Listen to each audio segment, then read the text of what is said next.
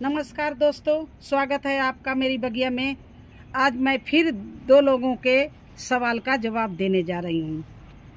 मेरे से पूछा है कि क्या डायरेक्ट मैं लौकी कद्दू बो सकती हूँ। बिल्कुल बो सकते हो आप, ये आपकी इच्छा के ऊपर डिपेंड करता, लेकिन बोने के पहले आप रिच मिट्टी बनाइए। जब डायरेक्ट बोना है तो इसमें 50% कम से कम आपका गोबर की खाद होनी चाहिए, 30% इसमें सॉइल होनी चाहिए, 10% इसमें कोकोपीट होनी चाहिए, 10% इसमें आपके और फर्टिलाइजर होना, जैसे नीम खली, बोन मील, लकड़ी की राख, हल्दी और बर्मी कंपोस्ट। और गोबर की खाद तो इसमें अच्छे से डालनी पड़ेगी। लौकी के जो बोने जा रहे हैं तो आपको लौकी के लिए गोबर की खाद तो बहुत अच्छे से डालनी पड़ेगी। अभी आपकी रिच मिट्टी बनके तैयार हो गई है, आप इसमें डायरेक्ट बो सकते हो। लेकिन बोने के पहले आप कितने सीड लगाएंगे?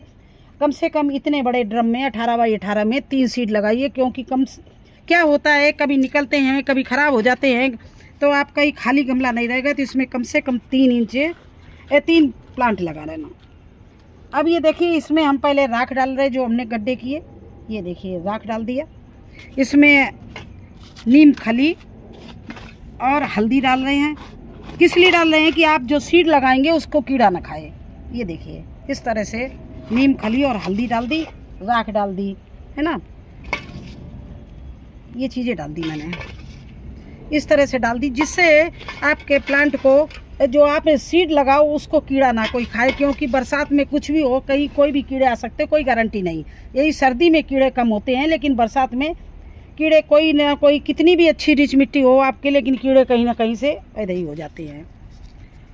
अब ये देखिए, ये हम लौकी की सीड दिखा रहे हैं। इसी तरह से आप कद्दू के भी बो सकते हो। ये लौकी के सीड हैं, इसको मैंने 3 पीस ले लिए, 3 सीड ले लिए। इसका जो पतला किनारा है, अब ये नीचे रखेंगे, और ये आधा पोरे के बराबर में लंबा है, तो इसको मैं डबल गहराई में बोनूंगी, 1.5 पोरे में। तो इसमें हमने ये गड्ढा कर लिया, ये, और इस सीड को नीचे ये करके इस तरह से लगा दिया।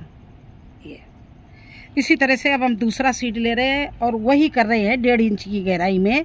जो सीड जितना बड़ा हो उससे डबल गहराई में उसको लगाना चाहिए।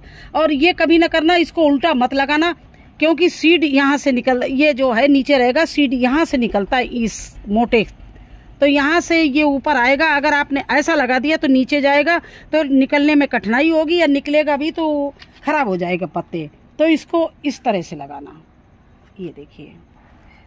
और ये तीसरा हमने ये ले लिया और इसको भी 1.5 इंच की गहराई में लगा दिया। तो इस तरह से आप लगा सकते हैं, बिल्कुल डायरेक्ट लगा सकते हैं। और ये लौकी का सीड है, बारिश हो रही है तो जल्दी ही निकल आएगा, अंकुरित करने की भी ज़रूरत नहीं, क्योंकि भिगो के लगाने में हो सकता है ज़्यादा पानी बरस जाए, इस गमले में पानी भर जाए, तो आपका सीड सड़ भी सकता है। तो इस समय आप डायरेक्ट सूखा सीड और अच्छे से रिच मिट्टी बना के डायरेक्ट गमले में भी लगा सकते हो। गिलासों में मैं इसलिए कहती हूँ कि ज़्यादा बारिश हो रही तो उनको हम शिफ्ट कर उठा के अंदर छाया वाली जगह में भी रख सकते हैं। इसलिए हम कपों में, गिलासों में बोते हैं, कि देखिए ये ट्रे में बोते हैं, कि ये हम अगर कोई ज़्यादा धूप निकली या ज़्यादा बारिश हुई तो इसको हम उठा के अपने शेडी एरिया में रख सकते हैं। ऐसा कोई मनाही नहीं है कि आप डायरेक्ट ना बो पाएँ, आप अच्छे से डायरेक्ट बोइए, कोई चिंता वाली बात नहीं है।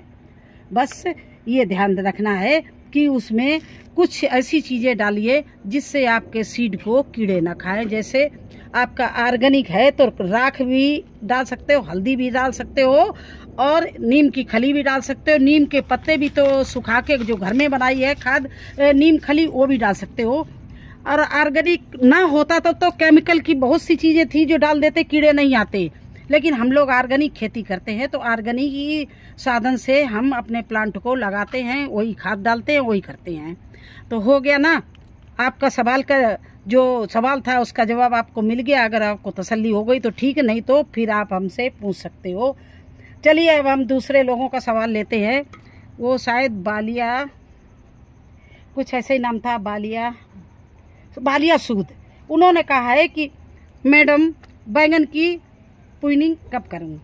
तो उसका कोई समय नहीं है। चलिए मैं दिखाती हूँ वो भी। ये बरसात के महीने में आप अगर इसी प्रूनिंग कर दो तो बहुत अच्छी बात है। अच्छे से फिर जल्दी ब्रांचेज आएंगी, क्योंकि बारिश का महीना है।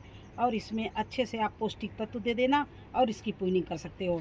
अब ऐसा प्लांट अगर आपका हो रहा है, ये देखिए फल लग रहे हैं, काले हो रहे हैं, इसमें फूल भी नहीं आ रहे हैं, और जो फूल आ रहे हैं वो बहुत झड़ रहे हैं, ये छोटे बिल्कुल पत्ते हो गए हैं, तो आप इनकी प्रूनिंग कर सकते हो। इस तरह से इनकी डालें निकाल दो चारों तरफ से।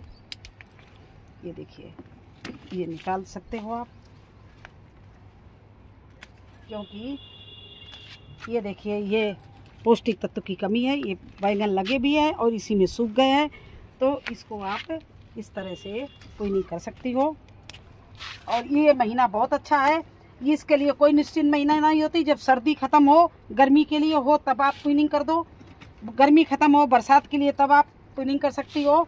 और जब बरसात ख़त्म हो, सर्दी आए, तब भी आप कर सकती। देखिए ये सारे बैंगन इसमें ख़राब हो रहे हैं, तो मैं इसके पेड़ को ना निकाल कर इसकी अच्छे से प्रूनिंग कर रहे हैं। देखिए लगातार आपको दिखा रहे हैं, सारे बैंगन इसमें लग रहे हैं लेकिन ख़राब हो रहे हैं। एक और पत्ते भी इसके बहुत छोटे छोटे हैं। तो इस तरह से मैंने पूरी डालों को, जो बड़ी बड़ी थी, उनको काट दिया है। ये देखिए, ये काट दिया है। अब इसमें जो सूखी डाल थी वो भी निकाल दी। अब इसमें आप ऐसा करना, मैं आपको बता रही हूँ, जब आप प्रूनिंग कर लो तब इसके प्लांट की गुड़ाई करना। ये प्लांट की मिट्टी को इस तरह से पूरा गुड़ाई कर लेना आसपास से, इस तरह से।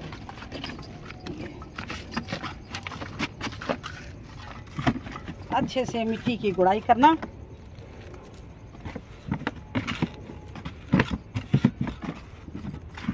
बिल्कुल इसकी ठस मिट्टी न रहने पाए, भुरभुरी मिट्टी हो जाए। और जो ये इसकी मकड़ी जैसी जाले की ये हैं, जो ये सब जड़ निकाल देना। केवल मोटी रूट्स ना काटना। आसपास की जो ये जाल ऐसा बन जाता है, चिड़िया का घोंसला जैसा या मकड़ी का जाला जैसा, तो इसको सब आप इस तरह से निकाल दो कल्ली से काट के। ये देखिए, ये सारे निकाल दो। और इसके बाद में देखिए इसमें वर्मी कंपोस्ट, ये है वर्मी कंपोस्ट, ये है नीम की खली, ये है राख, और ये इसके बीच में थी हल्दी। इन सब चीज़ों को लेके इस तरह से मिलाओ, इसमें मिला लो और मिला के इस तरह से अच्छे से मिला लेना। और इसकी सफाई करके, इसकी गुड़ाई करके, और ये जो पतली पतली लटें हैं ये निकाल के, ये देखिए सारी हैं, इनको निकाल के, और आप ये 1-2 मुट्ठी, केवल ज़्यादा नहीं, 2 मुट्ठी ये खाद लगा के आप छोड़ दो। क्योंकि बरसात आ रही, बरसात में आप कोई भी खाद लगाएंगे तो बह जाएगी। उसके पहले ही अभी इसमें इस तरह से लगा के थापी बना दो। अब होने दो बारिश, और बारिश होने से इसमें नई नई ब्रांचेज आएंगी, नए नए पत्ते आएंगे, नए नए फूल आएंगे, और सारे फूल फलों में चेंज होंगे। तो ये है कि आपका सवाल का जवाब, कि आप जब भी देखो कि आपके फल लग रहे हैं और वो काले हो रहे हैं, उनमें कीड़े लग रहे हैं, या बढ़ नहीं रहे हैं, या फूल आ रहे हैं, झड़ रहे हैं, बैंगन के पत्ते छोटे छोटे हो रहे हैं, पीले पड़ रहे हैं, आप ये कर सकती हो। इसका कोई समय नहीं होता है। लेकिन ये देखो कि अच्छा भला पेड़ हो तब नहीं करना। अगर उसके पत्ते बता रहे हैं पीले पड़ रहे हों, छोटे हो रहे हों, फूल नहीं आ रहे हों, या फूल आ रहे हैं फल ना बन रहे हों, तभी ये काम करना। ठीक है, तो इस तरह से मैं अपने बैंगनों की केयर करती हूँ। ये देखिए इसमें किया था पहले, और इसमें बहुत अच्छे से देखिए इस समय फूल आ रहे हैं, और पत्ते भी देखिए इसके कितने हरे हरे हो रहे हैं। देखिए, तो इस तरह से हम अपने बैंगनों की जब देखती हैं कि उनकी शाखाएं पीली पड़ रही हैं, पत्ते झड़ रहे हैं, तो उनको इस तरह से कर देते हैं। ज़्यादा पुराने बैंगन नहीं, और नहीं तो 2-3 साल हो जाते तब निकाल देते हैं, क्योंकि फिर फल छोटा हो जाता है, तो निकाल के नया लगा देती हूँ। अगर आपके पास में नया लगाने का साधन ना हो तो इस तरह से आप प्रूनिंग कर सकती हो। अभी इसी महीने में, आज ही कल में कर दीजिए, जल्दी करिए। ज़्यादा घमासान बारिश होने लगी, फिर आप जो पौष्टिक तत्व डालेंगे वो बह जाएगा, इसलिए जल्दी ही करने की कोशिश करना। तो कैसा लगा आपको हमारा वीडियो? अच्छा लगा हो तो लाइक करना, चैनल पर नए हो तो सब्सक्राइब जरूर कर देना। फिर मिलेंगे एक नए वीडियो में एक नई जानकारी के साथ। तब तक के लिए मुझे आज्ञा दीजिए। धन्यवाद।